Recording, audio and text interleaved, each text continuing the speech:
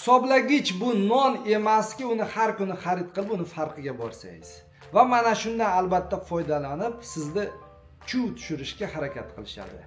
Oddiy bir misol, bir ayol mijozimizga gazovik mana shu sarf gaz hisoblagichini 4 millionga o'rnatib berishga va'da beribdi. Ya'ni qiyoslash, sertifikatsiyadan o'tkazish ichida va o'rnatish bilan. Vaholanki mana shu gaz hisoblagich bizda eng svejiy sertifikati bilan 8 yillik qiyoslashi bilan plus ustanovka hammasi bo'lib rosa borsa 2 million 300 ming so'mga aylanadi. Dostavka ichida. To'g'ri tushunamiz, hammada tirikchilik bor, choyxona, telefonni yangilash kerak, boshqa rasxodlar.